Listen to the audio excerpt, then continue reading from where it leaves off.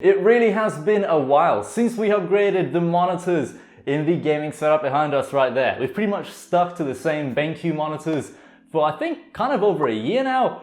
Well, today MSI reached out and sent out this behemoth of a monitor. It's a 27-inch curved 165Hz monitor, 1 millisecond response time, 1440p, MSI Mystic Light. Yes, this thing does have RGB. Oh man, this monitor literally has it all, man. It's insane. 27 inches. It should look absolutely amazing in the setup behind us here. All right, let's grab the old karambit knife and begin unboxing this thing. I've literally not opened up a new monitor for so long, and this is the first of many upgrades for the setup here, of course. What do we have inside this bag right here? Okay, quick start guide for the LCD monitor.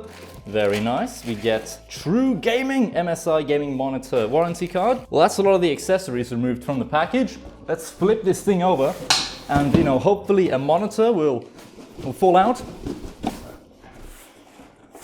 Here, let's use the old karambit knife to cut this bit of plastic here. Oh, the stand comes like this. Oh, this is actually quite smart. All right.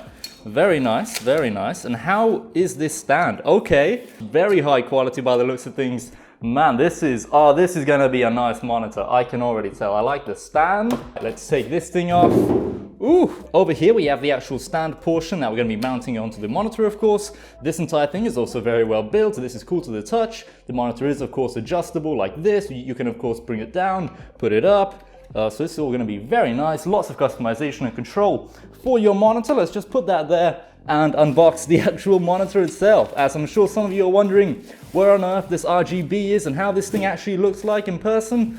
Well, let's find out. Man, is this monitor nice. Very slim bezels all around, as you can see, apart from the bottom bezel being quite thick. However, having a bottom bezel as thick as this isn't something I actually mind. In fact, it's kind of a design of monitors I like, because my BenQ monitor, the ultra-wide one there, has literally almost an identical type of design where the top bezels and the bezels on the side are extremely thin, with the bottom bezel once again being a lot thicker. Now that our monitor's all ready to go, let's get the stand set up, and I'm pretty sure all you do is you're just going to put that there on top, no real extra screws required or anything like that, and then you're going to use this screw to screw this thing on and attach all of it securely. There we go, we're done. Push that down and there you go, your stand's nearly done. Attaching the stand to the monitor is also extremely easy. Simply put it on like this and it's going to slot in very nicely and it will actually stay there in place. However, I do highly recommend that you do screw this thing down. Don't just kind of leave it on your desk like that.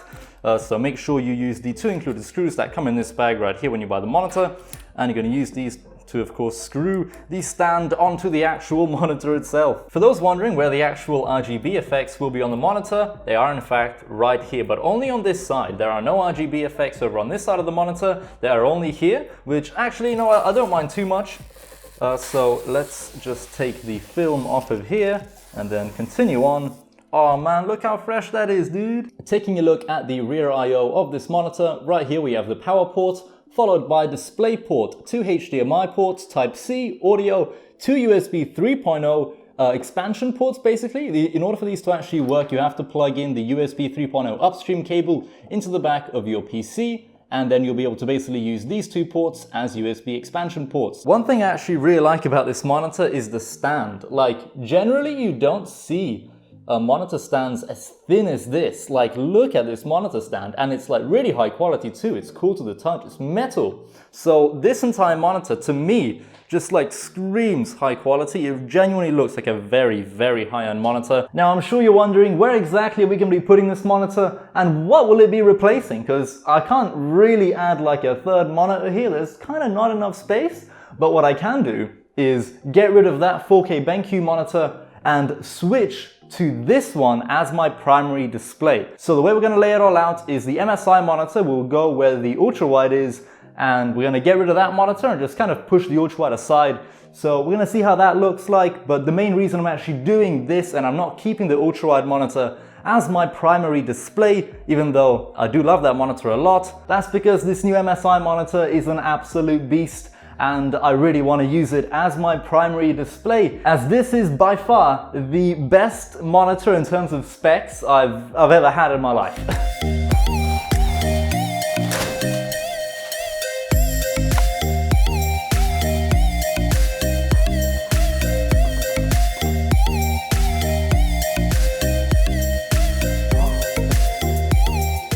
right, this is all done. Without further ado, let's press the old power button right there.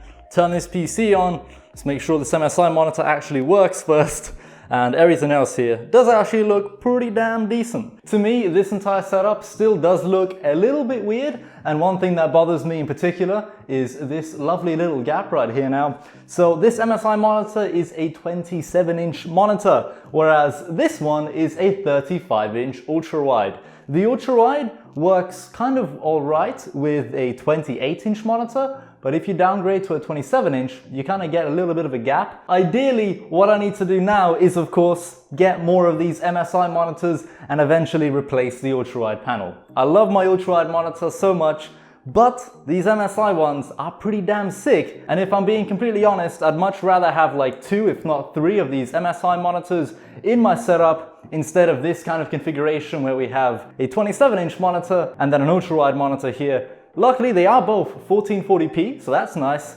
At least the resolutions kind of match up a lot better now. But nevertheless, I think we really do need to invest in some more MSI monitors and really bring back like a multi-monitor setup, because that's kind of what like I was doing quite a while ago. We had quad monitor setups, triple monitor setups for so many months. And ever since we've moved into this apartment, I've pretty much only stuck to either single monitor setups or dual monitor setups. However, in the coming weeks, if not months, hopefully we're gonna be able to bring back some triple monitor setup action. If not, you know, just get a second MSI monitor in here. We can probably put the ultra-wide display over in the living room gaming setup. However, for now, very happy with this.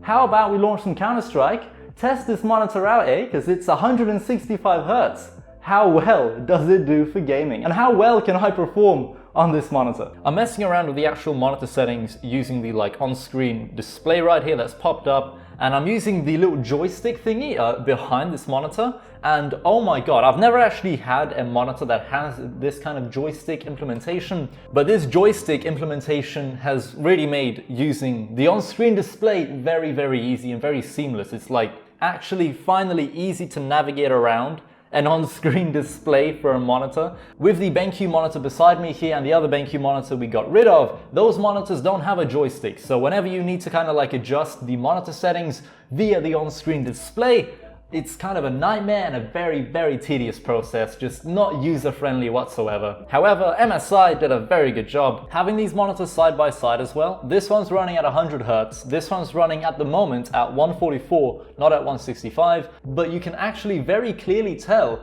the refresh rate difference going from 100 even up to 144. 100 seems, you know, for the most part pretty smooth, definitely smoother than 60 Hz, but once you go to 144, 165, if not even 240 Hz, you can actually clearly tell that this one's a little bit faster, especially when, you know, they are side by side. Alright, let's head over into Counter-Strike, launch this thing up. I think it's almost going to be a little bit weird for me playing games on like not on. So Counter-Strike launched itself on the ultra-wide monitor and not on the MSI monitor. I really need to change the actual settings and windows. This needs to be my new primary display because I don't want to be playing Counter-Strike with my keyboard and mouse being here and the monitor being all the way there. I don't think that's a good idea.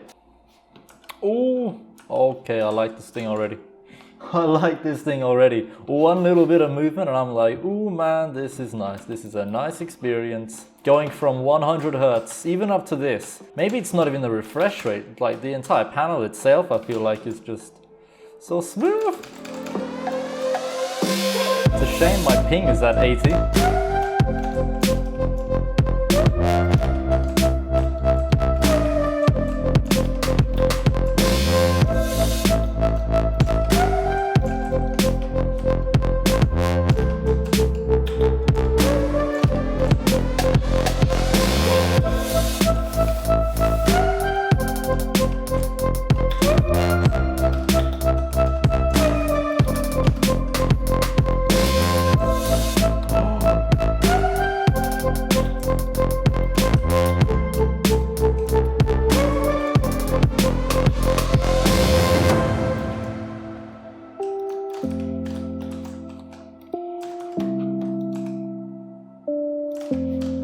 Alright, but that'll pretty much do it for today's video, guys. Thank you so much for watching. Hope you enjoyed that little Counter-Strike montage at the end there. I'll be sure to leave a link at the very top of the video description to where you can buy this monitor. However, at the time of recording this video, I don't think you can actually buy it yet because it's not been released. But when it does become released, I'll be sure to include like the actual proper link to where you can buy this monitor.